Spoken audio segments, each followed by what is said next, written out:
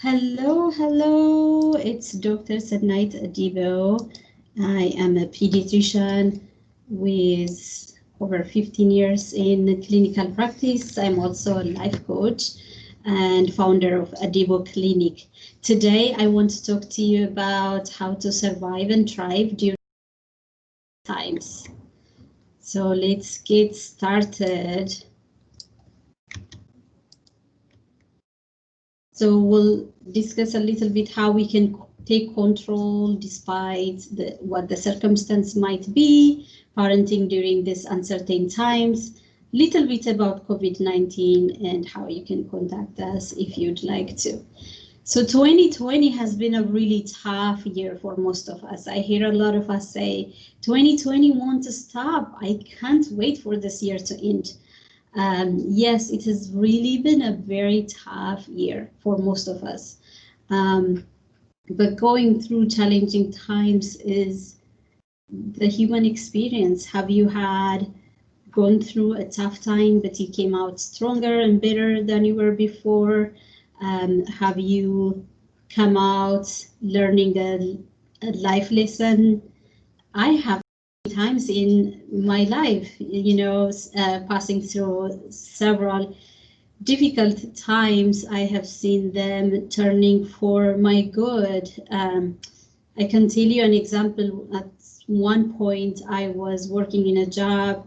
It was a little bit of repetition of the same thing over and over, and I was a little bored by it, and I was like, God, why am I doing this? I want this to end. But I see that the skills and the experience I had from that job is supporting me a lot in running my practice right now. So even when you pass through difficult times, it is all for good, and you'll come out stronger and better, and you will see it serving you in your life, right? And so changing our attitude and perspective about things does change how we feel and how we show up, right? And so when we focus on things, that creates an emotion. So if you're saying, oh my God, I want this year to end, you're frustrated, you're angry, you can imagine how you would show up, right? But then what if you shift that perspective and you see it neutrally? Brooke is one of my mentors, and she says that all circumstances are neutral. Even 2020, the pandemic, everything we say are really bad, they're all neutral. It's the meaning we give to these things that make them positive or negative, right? And so, for example, instead of saying 2020 won't stop, that's really emotionally charged statement, right? There's anger and there's frustration in there. But if I say 2020 has been a tough year, that's a little bit of neutral statement, right? And so the perspective and attitude you have about things does shift how you see, how you perceive things, and how you act, based on that. The graph on the right shows how, it's always our thoughts that create our feelings. Our thoughts are the meaning we give to circumstances in our life, and they can be conscious or subconscious. And it's our feeling that drives our action, or we will be paralyzed if we don't have the right emotions to take actions. And therefore, if we take action, then we get a result, right? Scientists study that we, on a daily basis, about 60 to 80,000 thoughts we process every day.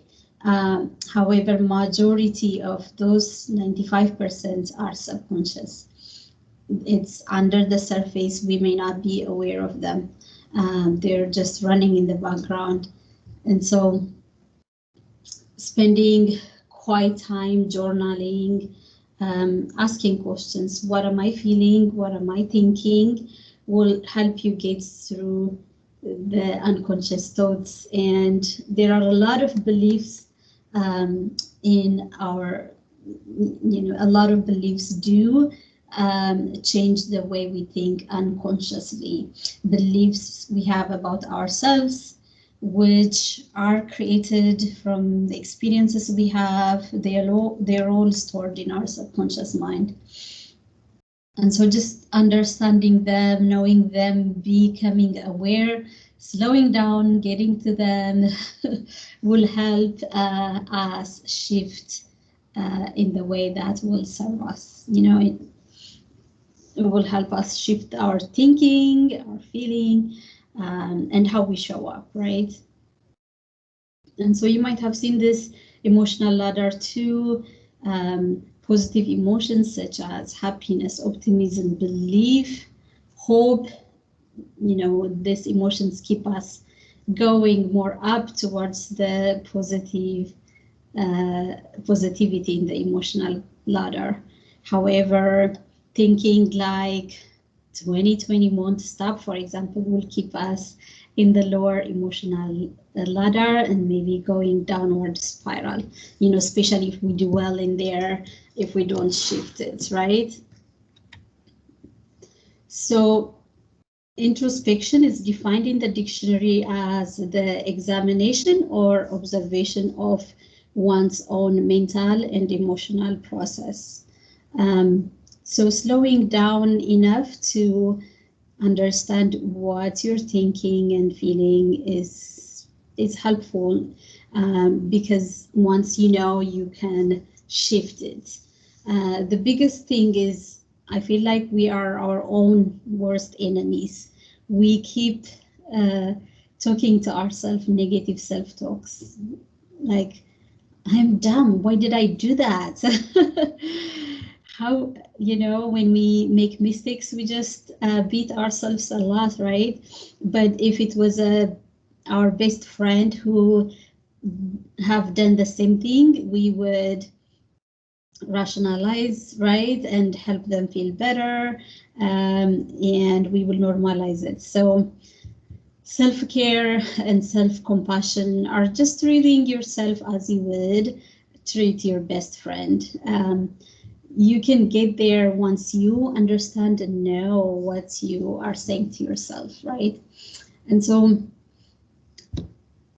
once you understand what you're thinking, you can shift your focus to these 3 I wrote down there that are going to help you show up better, right? If you are focusing on what you cannot control or what's missing, or you're focusing on the past, or you're worried about the future, you can imagine how you're going to show up. But if you want to be the best of yourself, shifting your focus on what you can control, what you have, and the present moment will help you be fully present in the moment, take charge, take control. And sometimes there are things that are outside our control, and you can leave those to God, who is in control, or you can get help from other people. But dwelling in the worry or in the past or worrying about the future doesn't do you any good, right? Or anyone else for that matter.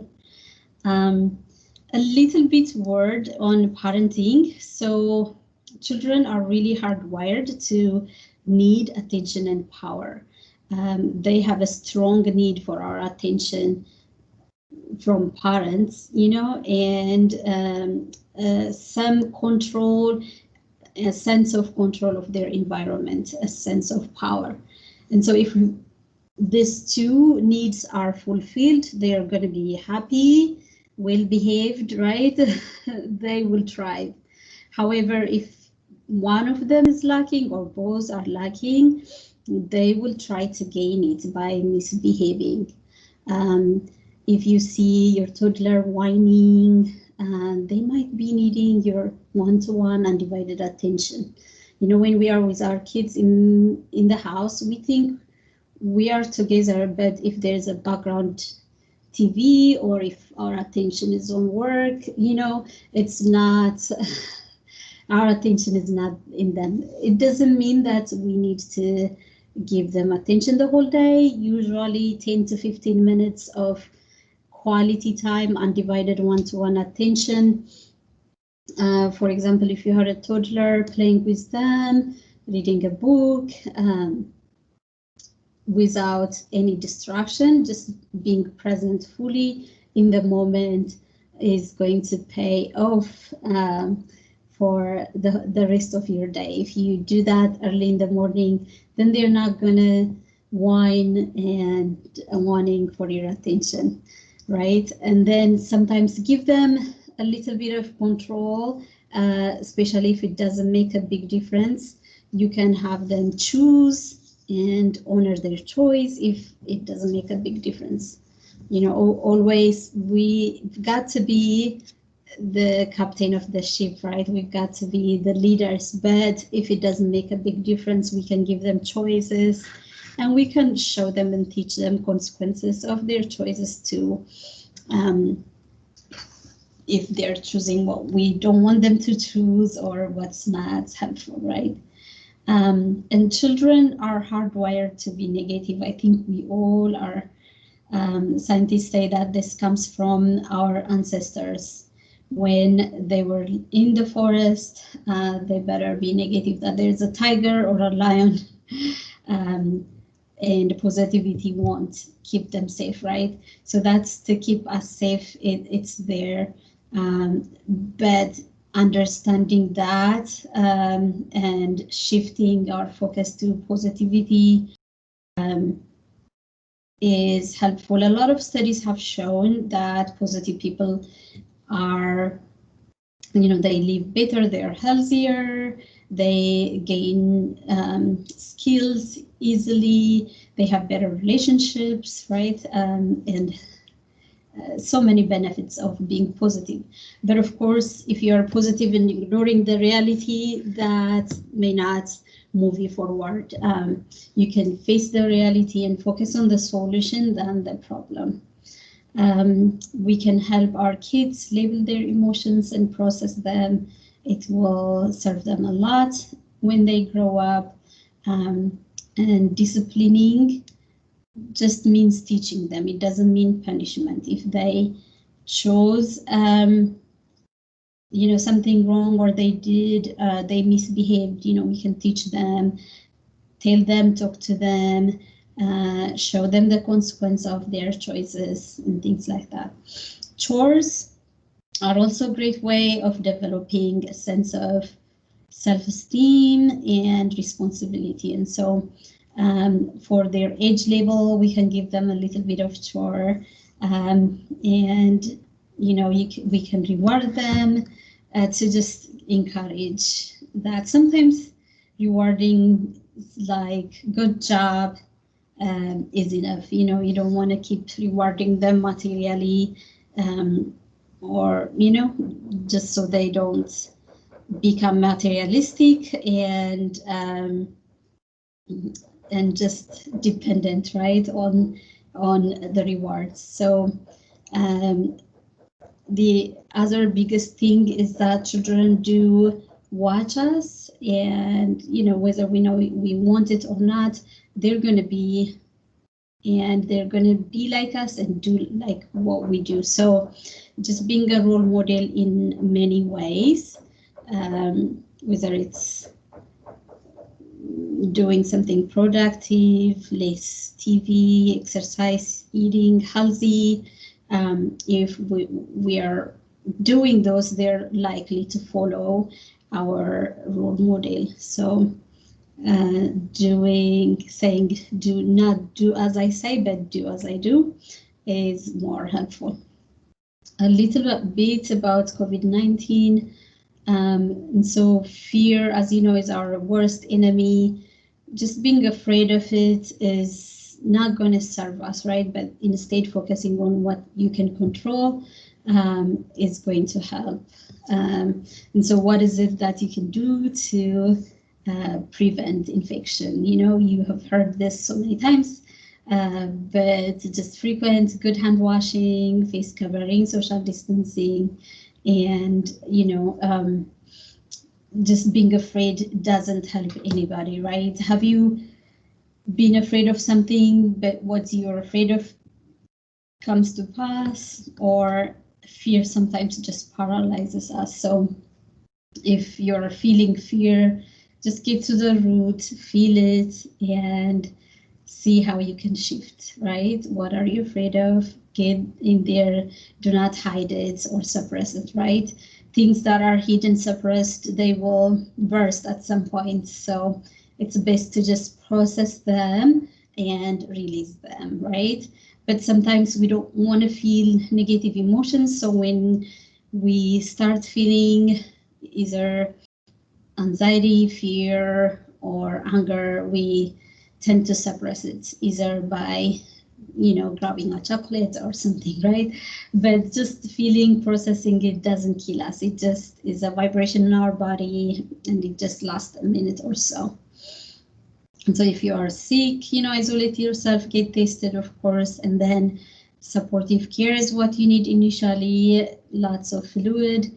Warm tea and honey with lemon is our home recipe for, you know, when we have a cold, flu, you know, we just take warm tea and lemon and honey, and that helps with our symptom a lot. Warm soup, you know, lots of other fluids.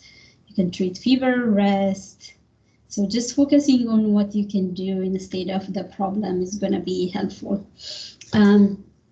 If you'd like to contact us, here's our website, deboclinic.com. We do offer virtual urgent care visits, especially for pediatrics, Monday through Saturday, 9 a.m. to 9 p.m. We are also accepting new patients in our clinic located at Methodist Hospital, the first floor, suite 150, and that's our phone number. I hope you found value in this. Take care, you guys. If you have any questions, always reach out to us. We would be happy to contact you. Alrighty, take care. Bye-bye.